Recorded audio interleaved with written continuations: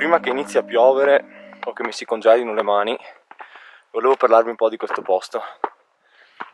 Ci troviamo nel mezzo delle Dolomiti, siamo sul Monte Piana, famosissimo, soprattutto per avere un sacco di resti storici della Prima Guerra Mondiale.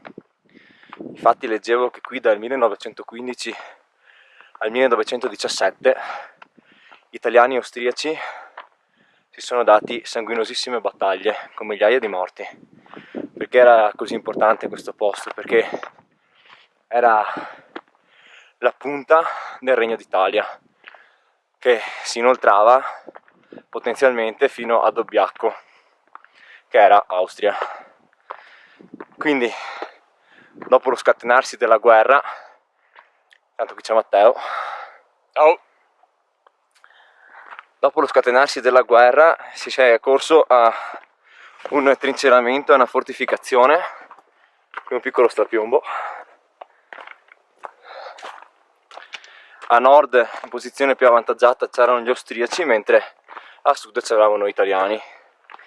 Dopo 2 anni di sanguinosi combattimenti, dove si avanzava e si arretrava di poche centinaia di metri, non si è arrivato praticamente a nulla di fatto, se non a un sacco di vittime.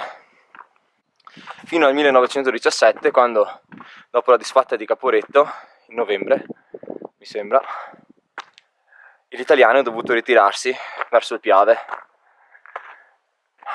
Leggevo che qui le vittime più alte erano in inverno, perché una notte è arrivato addirittura con almeno 42 gradi, con 7 metri di neve.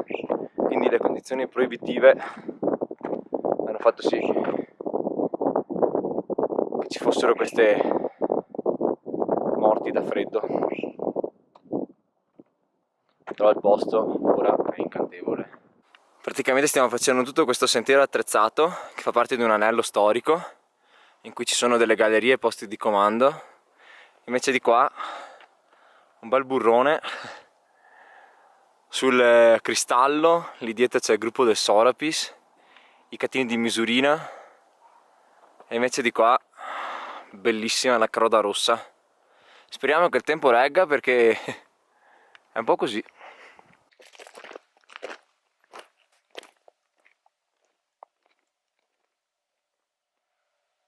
Questi qua sotto sono i resti delle trincee probabilmente austriache, perché qua siamo verso Dobbiaco.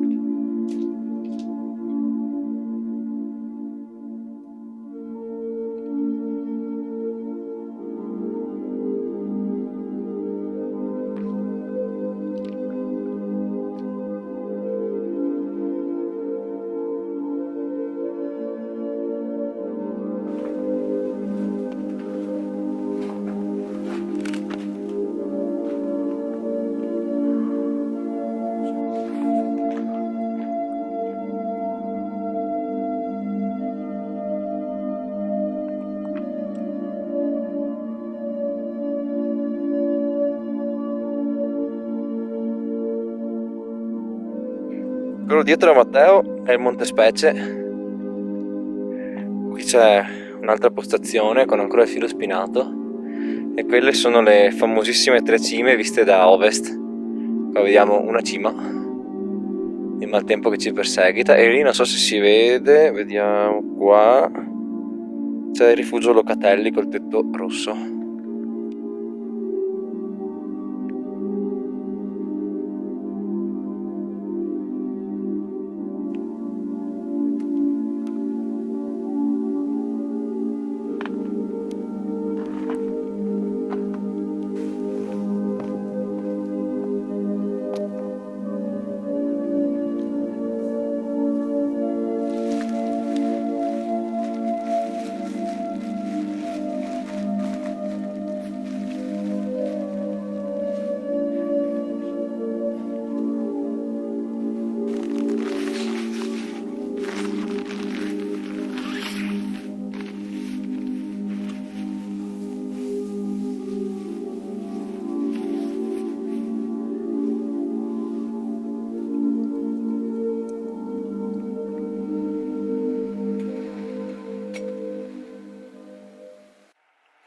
Eccoci qua in tenda, ognuno con la sua ovviamente per l'emergenza Covid. Abbiamo già fatto un tè, adesso Matteo sta facendo esplodere le salsicce e fa già un freddo boia. 4 gradi, sono le 7. Danno possibili piogge fino alle 11. Il meteo offerto da GP Trek. Ecco qua, spettacolare. Grazie Matteo.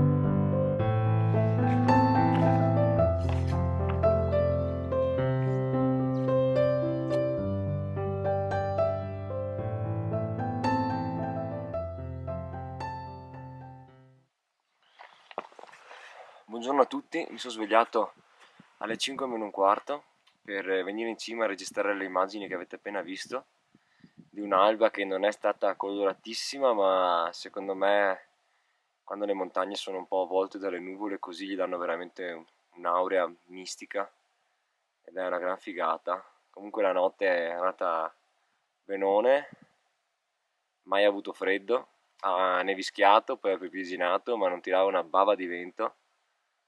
Ed è stata una delle notti più silenziose della mia vita, perché neanche il rumore della tenda, solo tanta umidità, ma vabbè.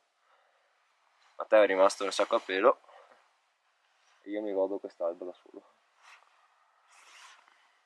Bellissimo. Però adesso vado giù a fare colazione.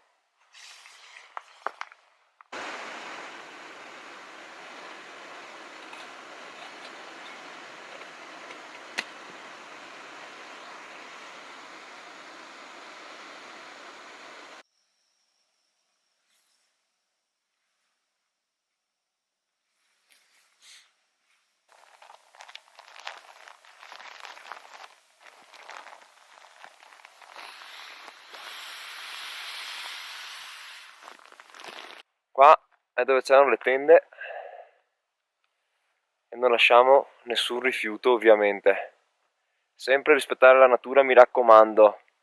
Qui c'è Matteo, qui c'è un panorama, sta uscendo un po' di sole da ieri che siamo qua.